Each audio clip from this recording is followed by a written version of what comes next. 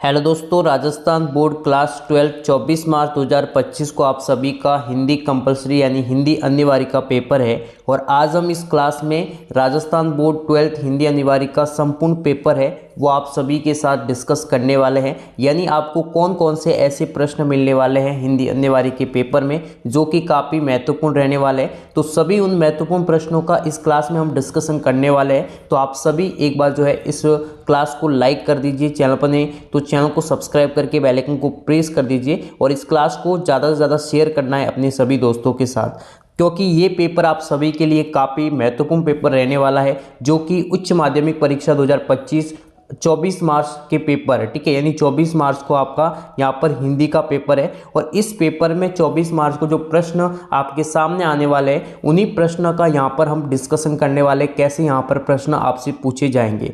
तो यहाँ पर ये क्लास बहुत ही शानदार होने वाली है और यहाँ पर ओनली इम्पॉर्टेंट जो क्वेश्चंस है हिंदी अनिवार्य के ओनली फॉर इम्पॉर्टेंट क्वेश्चंस के बारे में हम बात करेंगे। कैसे कैसे प्रश्न जो कि व्याकरण से किस प्रकार से प्रश्न आएंगे, ठीक है, किस प्रकार से गद्यांश जो है यहाँ पर उनके प्रश्नों को हल करेंगे और पाठ्य पुस्तक से जो प्रश्न आने वाले हैं, जो महत्वपूर्ण जो निबंध है उन सभी के बारे में इस क्लास में हम डिस्कशन करने वाले हैं। क्लास थोड़ी लंबी होगी लेकिन इस क्लास को देखने के बाद आपके हिंदी अनिवार्य का जो यहाँ पर जो आपके डाउट था, जो आप यहाँ पर कंफ्यूजन में थे कि कैसे कैसे प्रश्न आएंगे, किस प्रकार से हम आंसर को लिखेंगे और किस प्रकार से आप हिंदी अनिवार्य के पेपर में अच्छा स्कोर बना सकते हैं, अच्छे मार्क्स ला सकते हैं, तो यहाँ पर वो मैं आपको तरीका भी बताऊंगा। तो यहाँ पर आपको इस क्लास को एंड तक जरूर देखना है। तो यहाँ पर आप देख सकते हैं 3 घंटे 15 मिनट का आपको समय मिलेगा। ठीक है, 24 मार्च को आपका हिंदी अनिवार्य का यहाँ पर आपका पेपर है, ये भी आपको जो है ध्यान में रखना है। और यहाँ पर आप देख सकते हैं पहला यहाँ पर प्रश्न जो है आपके सामने पहले जो है यहाँ पर कैसे प्रश्न आएंगे, वैकल्पिक प्रश्न आएंगे जिसमें आपको क्या मिलेंगे, विकल्प दिए जाएंगे। ठीक है, जो कि पाठ्य पुस्तक के भी प्रश्न पूछे जाएंगे वैकल्पिक में और व्याकरण संबंधी जो प्रश्न है वो भी आपसे पूछे जाएंगे और जो पत्र लेखन जो संबंधी प्रश्न है वो भी इसमें सम्मिलित होंगे। तो काफ़ी महत्वपूर्ण ये जो यहाँ पर आपके 10 प्रश्न रहने वाले हैं। तो भाषा की सबसे छोटी इकाई, ठीक है, भाषा की सबसे छोटी इकाई, तो देखिए भाषा की जो सबसे छोटी इकाई होती है शब्द है या फिर पद है या फिर वाक्य है या फिर वर्ण है। ठीक है, यहाँ पर हम इस प्रकार से यहाँ पर देखेंगे तो यहाँ पर वर्ण है, शब्द है, पद है या फिर वाक्य है। तो इसमें से सही आंसर कौन सा होगा, तो सही हो जाएगा वर्ण, क्योंकि यहाँ पर आप देखिए ये जो होता है शब्द, जैसे मैंने किसी का नाम लिख रहा हूँ राम, और राम में जो म है वो क्या है, वर्ण है। तो यहाँ पर उसने पूछा है कि भाषा की सबसे छोटी इकाई। ठीक है, अब इस राम से बड़ा क्या हो जाएगा, एक पद हो जाएगा। ठीक है, या कह सकते वाक्य हो जाएगा। तो यहाँ पर वर्ण जो होगा वो क्या हो जाएगी, भाषा की सबसे छोटी इकाई हो जाएगा, यानी अ ऑप्शन बिल्कुल ही क्या हो जाएगा, सही आंसर आपका हो जाएगा। वर्तमान में हिंदी हमारी कौन सी भाषा है, तो हिंदी जो हमारी है वर्तमान में कौन सी भाषा है, राष्ट्रभाषा है। ठीक है ना, राष्ट्रभाषा भी है और मातृभाषा भी है। ठीक है ना, मातृभाषा भी है, लेकिन इसमें जो सही आंसर आपकी जो यहाँ पर मातृभाषा आएगा। ठीक है, यहाँ पर दूसरे में सही आंसर मातृभाषा होगा। नेक्स्ट यहाँ पर आप देख सकते हैं काफ़ी इंपॉर्टेंट क्वेश्चन है। ठीक है, 24 मार्च हिंदी पेपर के लिए जितने भी इंपॉर्टेंट क्वेश्चन है हिंदी अनिवार्य से जो आपको 24 मार्च के पेपर में मिलने वाले हैं, तो उन्हीं सभी प्रश्नों का हम इसी क्लास में हम डिस्कशन करने वाले। तो बस आपको एंड तक बने रहना है और ये जितने भी मैं आपको प्रश्न बता रहा हूँ इनको नोट भी जरूर करें क्योंकि काफ़ी महत्वपूर्ण है। प्रिंट माध्यम हेतु भारत में पहला छापा खाना कब और कहां पर खोला गया था, तो कहां पर खोला गया था, तो गोवा में खोला गया था। ठीक है, कब खोला गया था, 1556 में खोला गया था। ठीक है, आपको कंफ्यूज करने के लिए ये भी दे सकते हैं कि गोवा, ठीक है, 1558 भी दे सकते हैं, तो आपको 1556 भी ध्यान में रखना है और कहाँ खोला गया था, गोवा में खोला गया था। तो ये काफ़ी इंपॉर्टेंट हो जाएगा। ठीक है, दिन जल्दी जल्दी डलता है, तो ये जो है यहाँ पर इसमें कुछ थोड़ा यहाँ पर चेंज होगा। ये जो प्रश्न आपका मिसप्रिंट है। ठीक है, ये मिसप्रिंट है। नेक्स्ट यहाँ पर आप देख सकते हैं बच्चों को खतरनाक किनारों से कौन बचाता है, तो पतंग की डोर बचाती है, रोमांचित शरीर का संगीत या फिर सत्य का किनारा या फिर पतंगों जो की है ऊंचाइयाँ। तो कौन यहाँ पर बचाता है, ये भी आपके पाठ्य पुस्तक का ही प्रश्न है। तो काफ़ी इंपॉर्टेंट प्रश्न हो जाएगा। यहाँ पर आप देख सकते हैं कैमरे में बंद अपाहिज जो कविता है उसमें कवि कौन है, तो काफ़ी महत्वपूर्ण है। तो रघुवीर जो चाय है, रघुवीर चाय है। ठीक है, ये जो है इस कविता के क्या है, कवि है, ये पोइट है आपके रघुवीर चाय। काफ़ी महत्वपूर्ण है, कैमरे में बंद अपाहिज जो कविता है उसका इन्होंने वर्णन किया है। नेक्स्ट यहाँ पर आप देख सकते हैं, क्रांति हमेशा किसका प्रतिनिधित्व करती है। काफ़ी इंपॉर्टेंट क्वेश्चन है आप सभी के लिए। जो क्रांति है वो हमेशा जो है किसका प्रतिनिधित्व करती है, तो जो यहाँ पर वंचित वर्ग होते हैं। ठीक है, देखिए जो क्रांति क्यों होती है, क्रांति का जो कारण है, क्रांति होने का जो कारण क्या होता है, जो वंचित वर्ग है उनके साथ क्या होना, अन्याय होना। वंचित वर्गों के साथ अन्याय होने पर क्या होगी, क्रांति होगी। उनको न्याय मिलने के लिए, यानी वो न्याय पाने के लिए क्या आएंगे, आगे आएंगे, और आगे आएंगे तो क्या होगी, क्रांति होगी। तो इन्हीं वंचित वर्गों का जो है प्रतिनिधित्व ही क्या है, क्रांति है। नेक्स्ट यहाँ पर आप देख सकते हैं श्रम विभाजन। ठीक है, यहाँ पर आप देख सकते हैं श्रम विभाजन की दृष्टि से भी जाति प्रथा किससे युक्त है, तो यहाँ पर श्रेष्ठ गुणों से, गंभीर दोषों से, स्वार्थों से या फिर मानव कल्याण से। तो यहाँ पर हो जाएगा गंभीर दोषों से क्या है, दृष्टि से, श्रम विभाजन की दृष्टि से जाति जो प्रथा है वो गंभीर दोषों से युक्त है। किससे युक्त है, गंभीर दोषों से। ये भी सही इसका आंसर हो जाएगा। नेक्स्ट यहाँ पर आप देख सकते हैं बाजार की जादुई ताकत हमें कैसा बना देती है।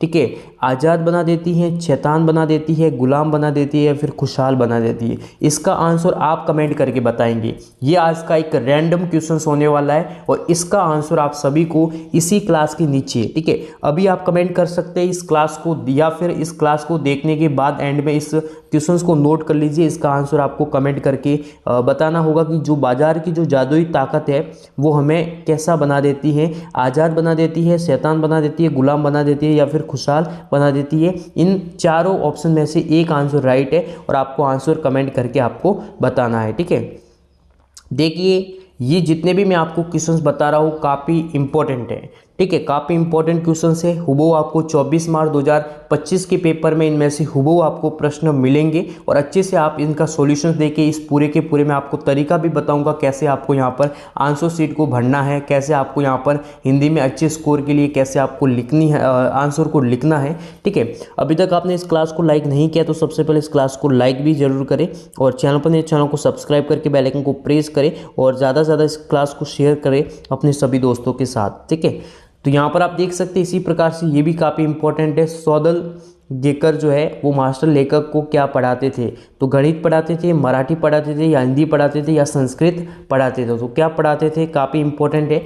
कविता के पंत लगा दे उड़ने से जो है यहाँ पर क्या तात्पर्य होगा, तो यहाँ पर इसका होगा सही आंसर हो जाएगा बी हो जाएगा, सॉरी सी हो जाएगा, यानी कल्पना करना। क्या हो जाएगा, कल्पना करना। अब यहाँ पर एक जो यहाँ पर वर्ड दिया गया है जो कि है कृषिवल, क्या दिया वर्ड है, कृषिवल है, एक शब्द दिया गया है जिसका क्या तात्पर्य होता है, किसान होता है या मजदूर होता है या बैल होता है या फिर अनाज होता है। तो कृषिवल का अर्थ होता है वो है किसान। क्या होता है, किसान। काफ़ी महत्वपूर्ण शब्द है।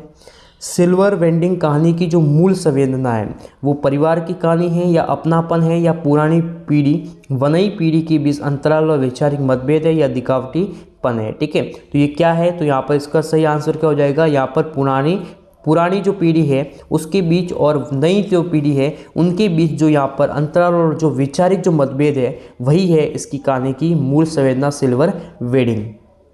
नेक्स्ट यहाँ पर आप देख सकते हैं यहाँ पर दिया गया है मोहनजोदड़ो का अर्थ है। ठीक है ना, मोहनजोदड़ो का अर्थ है मुर्दों का टीला। क्या हो जाएगा, मुर्दों का टीला। ये मोहनजोदड़ो है वो वाला जोदड़ो। ठीक है ना, जोदड़ो, ये यहाँ पर आप देख सकते हैं। नेक्स्ट यहाँ पर आप देख सकते हैं भारत में इंटरनेट जो पत्रकारिता है उसका प्रारंभ कहाँ पर, विश्व में नहीं, भारत में बात हो रही है, भारत में। और भारत में जो यहाँ पर पत्रकारिता का जो प्रारंभ हुआ था वो हुआ था यहाँ पर 1993 में हुआ था। काफ़ी इंपॉर्टेंट है ये प्रश्न आप सभी के लिए, क्या है, बहुत ही इंपॉर्टेंट होने वाला है। नेक्स्ट यहाँ पर आप देख सकते हैं, अब हम नेक्स्ट देखेंगे रिक्त स्थानों की पूर्ति कीजिए, यानी अब वैकल्पिक प्रश्नों के बाद आपके सामने यहाँ पर जो है लगभग 6 यहाँ पर प्रश्न आपके सामने रिक्त स्थान वाले भी पूछे जाएंगे, तो इम्पोर्टेंट है आप सभी के लिए। ठीक है, तो यहाँ पर मौखिक अभिव्यक्ति, मौखिक अभिव्यक्ति का अर्थ होता है जिसे इंग्लिश में ओरल एक्सप्रेशन बोलते हैं, तो उसका माध्यम क्या है, तो मौखिक अभिव्यक्ति का माध्यम क्या है, भाषा है। यानी आप एक दूसरे के साथ, ठीक है, एक व्यक्ति दूसरे व्यक्ति के साथ क्या करता है, कंजर्वेशन, यानी क्या करता है, कंसर्वेशन करता है, यानी कन्वर्सेशन करता है, यानी संवाद। ठीक है ना। यदि वो अभिव्यक्ति करता है तो वो किसके माध्यम से करेगा, भाषा के माध्यम से करेगा। ठीक है, नेक्स्ट यहाँ पर आप देख सकते हैं आशुतोष पुस्तक पढ़ रहा है। ठीक है, यहाँ पर पढ़ रहा है ऐसा है। ठीक है, पढ़ रहा है तो वाक्य में कौन सी शब्द शक्ति है। तो सबसे पहले तो यहाँ पर हमने आप जो है अनिवार्य हिंदी में यदि आपने व्याकरण पढ़ी होगा तो दो शब्द शक्ति के बारे में आपने पढ़ा होगा। एक होती है अभिधा जो कि शब्दों की क्या होती है, शब्दकोशीय यहाँ पर उससे यहाँ पर रिलेटेड होती है, और एक होती है लक्षणा जो कि जो लक्षण से संबंधित होती है शब्द शक्ति। तो यहाँ पर आशुतोष पुस्तक पढ़ रहा है, इसमें किसी प्रकार का कोई लक्षण का बोध नहीं है, वो पुस्तक पढ़ रहा है, तो इसमें कौन सी शब्द शक्ति होगी, अभिधा शब्द शक्ति होगी। ये इंपॉर्टेंट है, कौन सी शब्द शक्ति होगी, अभिधा शब्द शक्ति, अभिधा। ठीक है, नेक्स्ट यहाँ पर आप देख सकते हैं चारु चंद्र की चंचल किरणें उक्त काव्य पंक्ति में वर्ण की आवृत्ति के कारण। तो कौन से वर्ण की आवृत्ति हो रही है, तो च की हो रही है। ठीक है ना, कि चारु चंद्र की चंचल किरणें, तो इसमें च की क्या हो रही है, यहाँ पर आवृत्ति हो रही है, और उसी के कारण कौन सा अलंकार होगा, अनुप्रास अलंकार होगा। ठीक है, अनुप्रास अलंकार होगा जिसमें दो या दो से अधिक या एक से अधिक बार क्या हो, वर्णों की आवृत्ति हो, यानी वर्ण की आवृत्ति हो या वर्णों की आवृत्ति हो, उसे अनुप्रास अलंकार कहा जाता है। काफी महत्वपूर्ण है। और इससे संबंधित मैं आप सभी को बता दूं, आपको 3 अनुपात जो अलंकार है, ठीक है, अलंकार भी कितने मैं आपको बता रहा हूं, 3 में से एक अलंकार से प्रश्न आ जाएगा। या तो आपको अनुप्रास अलंकार से प्रश्न आएगा, ठीक है, या फिर आपको यमक अलंकार से पूछा जाएगा। ठीक है, यमक अलंकार या फिर श्लेष अलंकार, इन तीनों में से एक में से प्रश्न जरूर पूछा जाएगा। और तीनों को ही अच्छे से इनके 2-3 वाक्य या फिर 2-3-4 उदाहरण जो है, और इनके जो यहाँ पर परिभाषा है, ठीक है, किसे कहते हैं, ठीक है, इनकी परिभाषा अच्छे से आप पढ़ लीजिए, ताकि आपका एग्जाम में एक भी प्रश्न क्या नहीं हो, गलत नहीं हो, जो कि अलंकार से प्रश्न आएंगे। जहाँ शब्द की आवृत्ति हो किंतु अर्थ भिन्न हो, वहाँ कौन सा अलंकार होगा।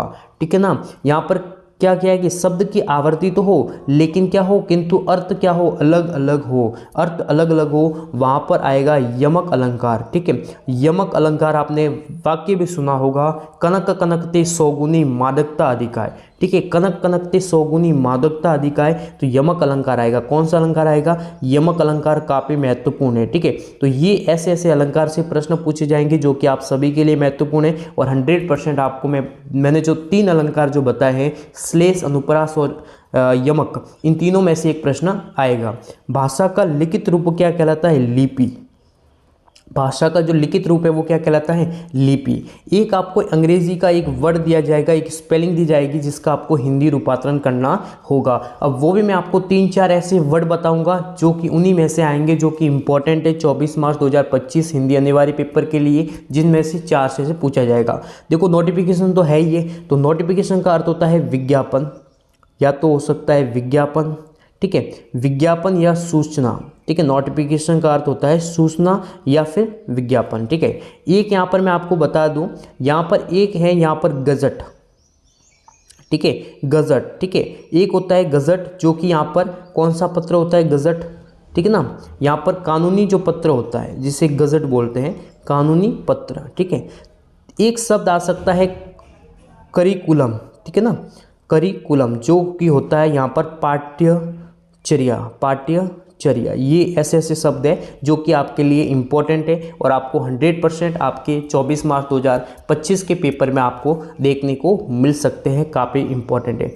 नेक्स्ट यहाँ पर आप देख सकते हैं, निम्नलिखित अपठित गद्यांश को पढ़कर प्रश्नों के क्या देना है, उत्तर देना है। तो गद्यांश को सॉल्व करने का मैंने तरीका पहले भी बता चुका हूँ कि आपको अच्छे से क्या करना है, गद्यांश को पहले पढ़ना है।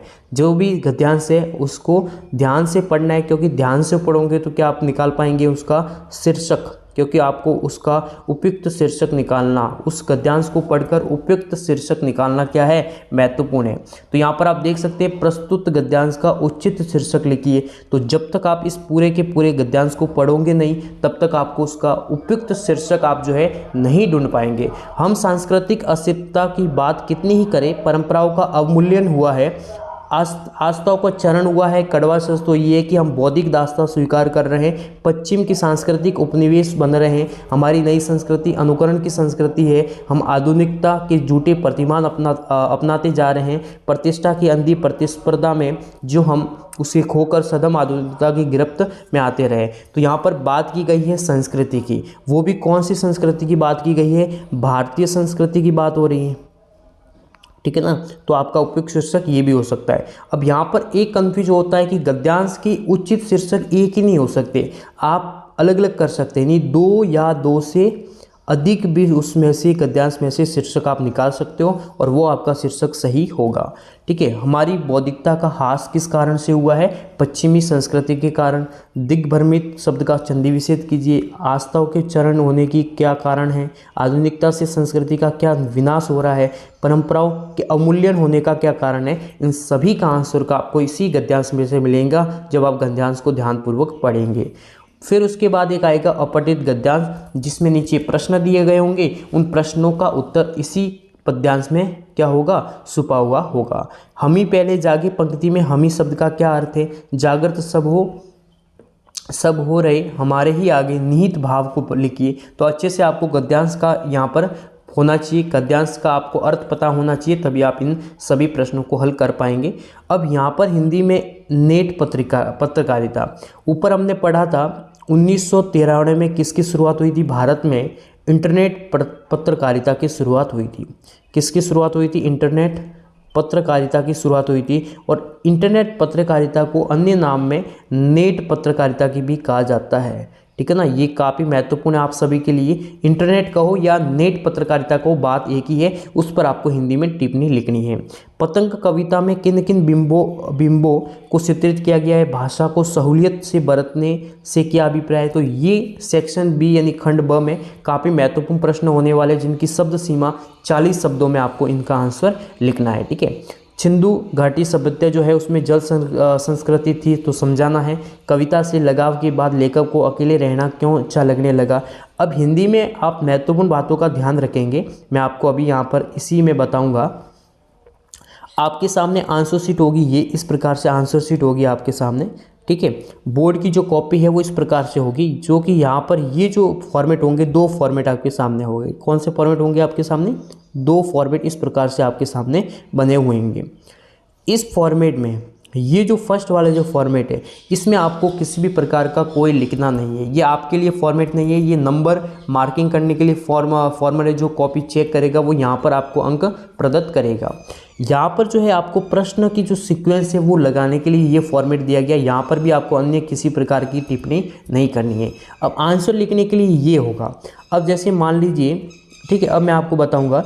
अब यहाँ पर जो है यहाँ पर ठीक है, तो यहाँ पर आपको यहाँ लिखना है, जैसे प्रश्न 1 है, ठीक है, यहाँ पर फिर लिखेंगे प्रश्न 1 का पहला है, फिर उसके लिखेंगे का उत्तर, ठीक है ना। उसके बाद आप लिखेंगे जो भी यहाँ पर आपका आंसर है। तो इस प्रकार से आप सही लिखें।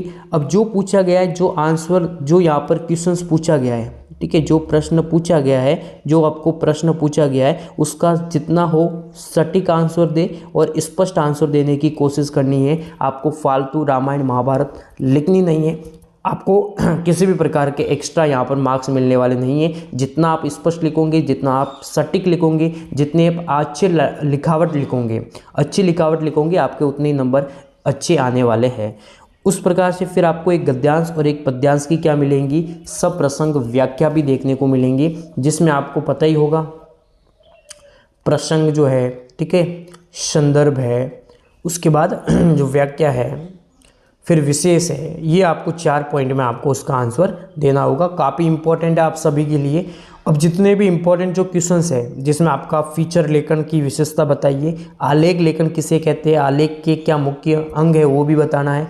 जूझ के लेखक आनंद यादव को किस प्रकार विश्वास हुआ कि वे कविता भी कर सकते हैं, ठीक है ना। तो ये काफ़ी इंपॉर्टेंट क्वेश्चंस है, जो कि आपको 100% 24 मार्च 2025 के पेपर में ऐसे ही आपको हुबहू प्रश्न मिलने वाला है। अब यहाँ पर एक आपको लेखक परिचय और एक आपको कवि परिचय पूछा जाएगा। अभी तक आपने इस क्लास को लाइक नहीं किया है तो सबसे पहले इसको क्लास को लाइक ज़रूर करें, क्योंकि ये क्लास आप सभी के लिए रामबाण साबित होने वाली है। 24 मार्च 2025 पेपर के लिए रामबाण साबित होने वाली है। और सब्सक्राइब नहीं किया तो इस चैनल को सब्सक्राइब जरूर करें। तो देखिए, अब इसमें मैं आपको एक आइडिया बताता हूँ।